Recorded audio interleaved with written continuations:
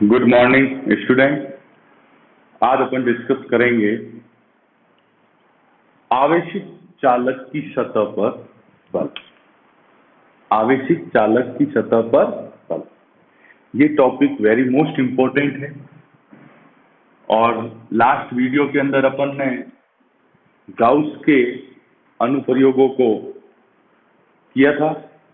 इसी प्रकार अब अपन एक आवेशित चालक की सतह पर बल और दाब की अपन क्या करेंगे, गणना करेंगे। तो देखिएगा, अपन एक चालक गोला लेते हैं। क्या लेते हैं? चालक गोला। ये देखिए, मैंने एक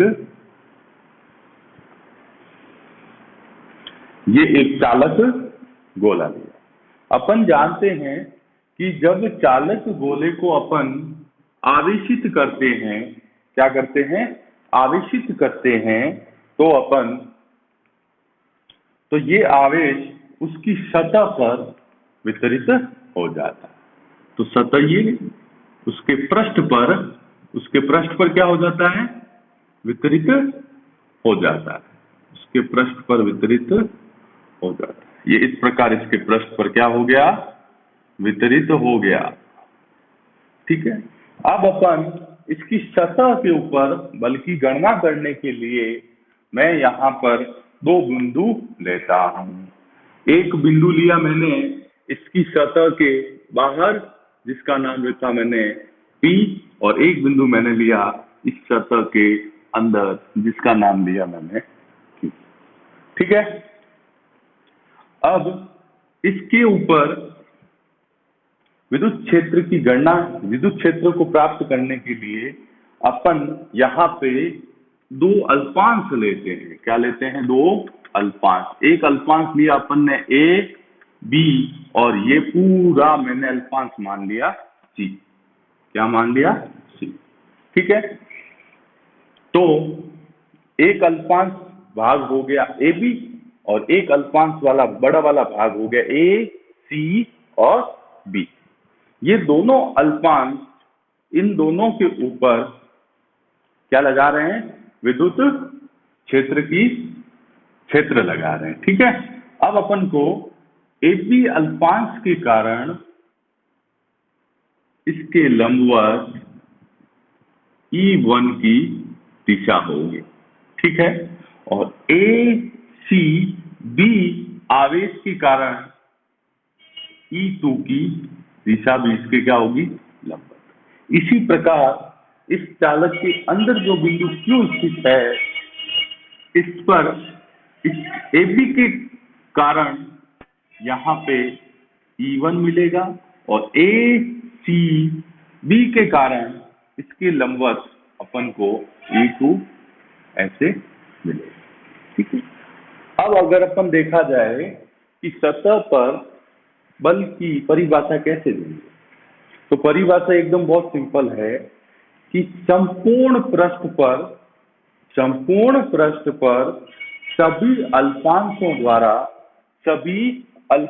द्वारा, मतलब कहने का मतलब है कि A, B ऐसे ऐसे अपन छोटे अल्पांश लेंगे, तो ये अल्पांश एक दूसरे के ऊपर प्रतिकर्षण लगाते हैं। क्या लगाते हैं? प्रतिकर्षण। तो प्रतिकर्षण बल एक उत्पन्न होता है, उसकी अपन क्या करेंगे? गणना करें। तो परिभाषा में क्या लिखेंगे कि संपूर्ण पृष्ठ के सभी अल्पांश किसी एक अल्पांश के ऊपर प्रतिकर्षण बल एक परिणामी बल उत्पन्न करते हैं, और इसी बल को अपन क्या बोलते हैं? किसी चालक की सतह पर बल बोलते हैं। पहले परिभाषा लिख लेते हैं अपन, फिर डेरिवेशन करते हैं।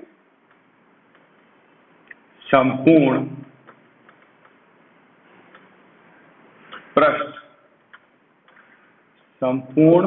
पृष्ठ के सभी अल्पांशों द्वारा किसी एक अल्पांश पर प्रतिकर्षण बल एक परिणामी बल उत्पन्न करता है या होता है। संपूर्ण पृष्ठ के सभी अल्पांशों द्वारा किसी एक अल्पांश पर प्रतिकर्षण बल एक प्रतिकर्षण बलों का योग, प्रतिकर्षण बलों का योग एक परिणामी बल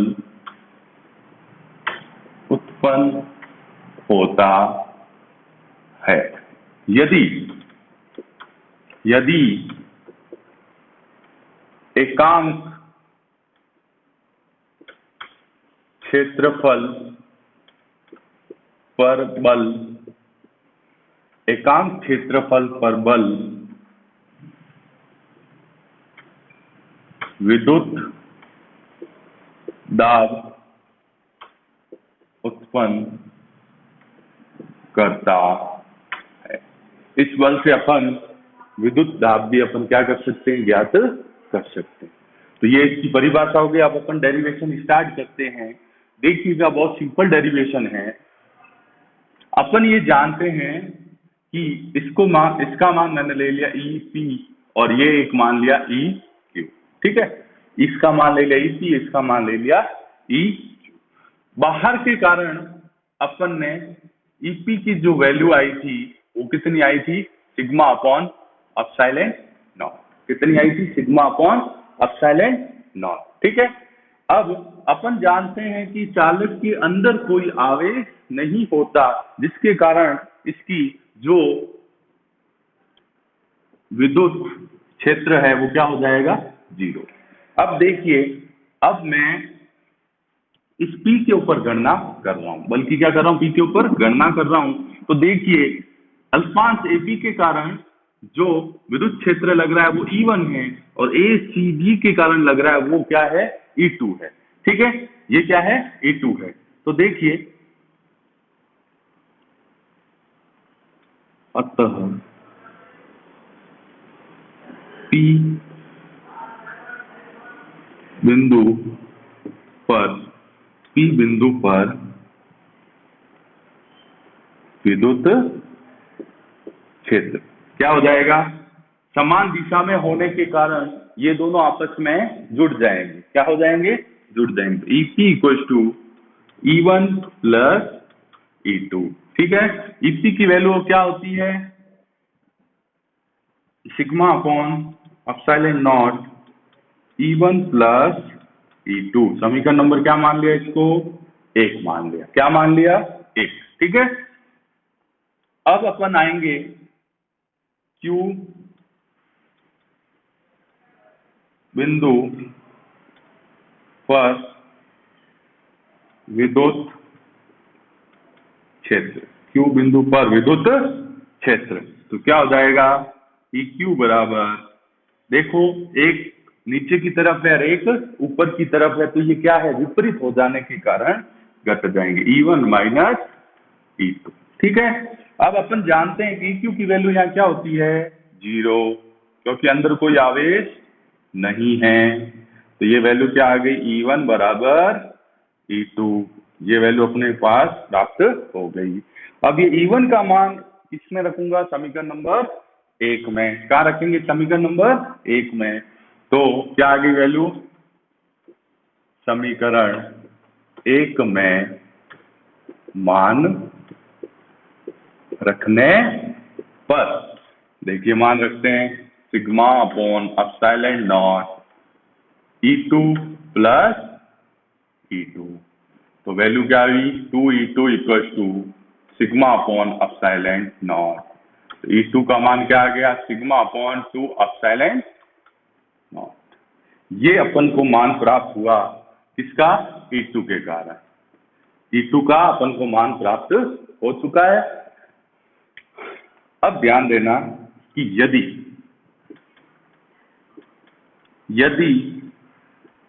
अल्पांश कौन सा, ए बी, अल्पांश कौन सा, ए बी को अपन डी क्यू आवेश दें। कितना आवेश दें, ए बी को डी क्यू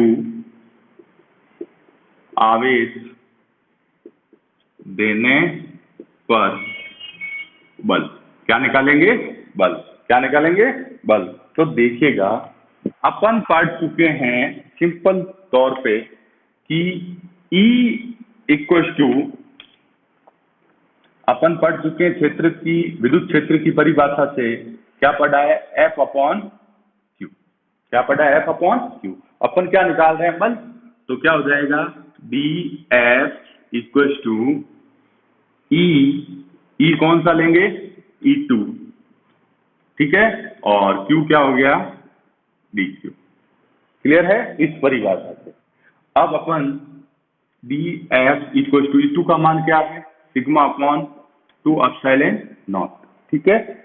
अब अपन के पास ये वैल्यू आ गई। अब अपन को किसकी वैल्यू चाहिए, डी क्यू की। किसकी वैल्यू चाहिए, डी क्यू की वैल्यू चाहिए। तो देखिए डी क्यू की वैल्यू क्या होती है, अपन ये जानते हैं कि सिग्मा इक्वल टू क्या होता है, पृष्ठीय आवेश घनत्व होता है। पृष्ठीय आवेश घनत्व क्या हो जाएगा, D Q upon D S, D Q upon D S. तो डी एस की वैल्यू अपन कैसे डी क्यू की वैल्यू कैसे निकाल लेंगे, सिग्मा डी एस, इस प्रकार अपन निकाल सकते हैं। तो इधर मैंने लिख दिया sigma equal to D Q upon D S.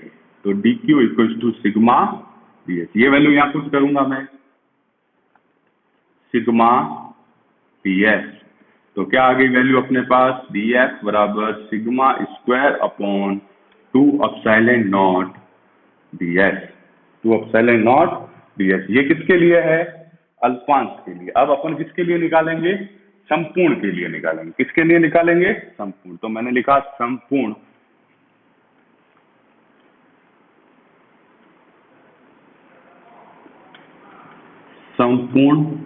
पृष्ठ पर बल। तो कितना हो जाएगा, F equal to sigma square upon 2 epsilon naught, ठीक है, इंटू डी एस। और ये क्या आ जाएगा यहाँ, बंद पृष्ठ, क्या आ जाएगा, बंद पृष्ठ। अब देखिए इस सिग्मा के स्थान पर भी अपन एक वैल्यू को पुट कर सकते हैं। अपन ने अभी क्या पढ़ा है,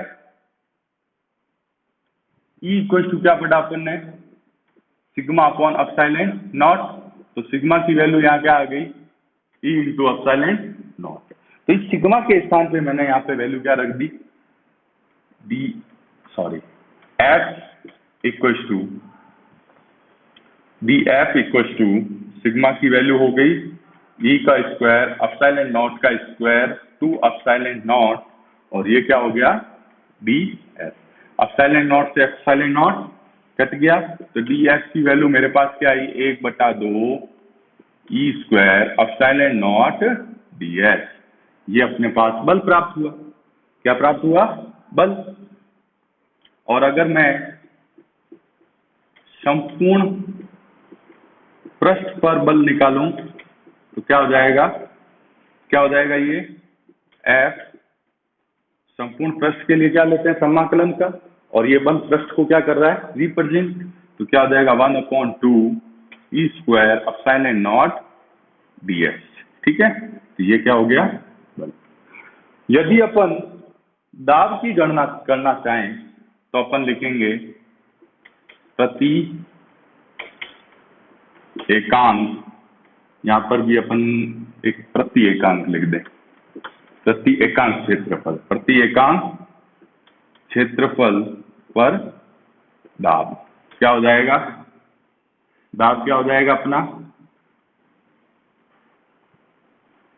P equal to D S नीचे आ जाएगा इसके, ठीक है। तो ये क्या हो गया, 1/2 ई स्क्वायर एप्सिलॉन नॉट। यहाँ पे अपन बोल सकते हैं dP equal to 1/2 E square epsilon naught. ये इसकी क्या होगी, दाब की गणना। इस प्रकार अपन इसका क्या निकाल सकते हैं, सतह पर बल और दाब। एक बार रिवाइज कर लेते हैं, बहुत छोटा सा टॉपिक है और महत्वपूर्ण भी है, इंपॉर्टेंट भी। देखिए अपन को चालक की सतह पर बल की गणना, बल से अपन दाब भी निकाल सकते हैं। तो क्या कहती है परिभाषा कि संपूर्ण पृष्ठ के सभी जो अल्पांश है वो किसी एक अल्पांश पर प्रतिकर्षण बल लगाता है। क्या लगाता है? प्रतिकर्षण बल। अगर अपन उन प्रतिकर्षण बलों का योग कर दें तो अपन के पास एक परिणामी बल उत्पन्न हो जाएगा, और यही परिणामी बल यदि क्षेत्रफल के ऊपर अपन अप्लाई करें, एकांक क्षेत्रफल पर, तो अपन की दाब क्या हो जाएगा? उत्पन्न।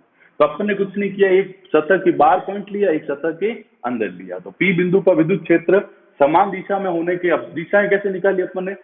AP के कारण E1 और पूरे के कारण E2।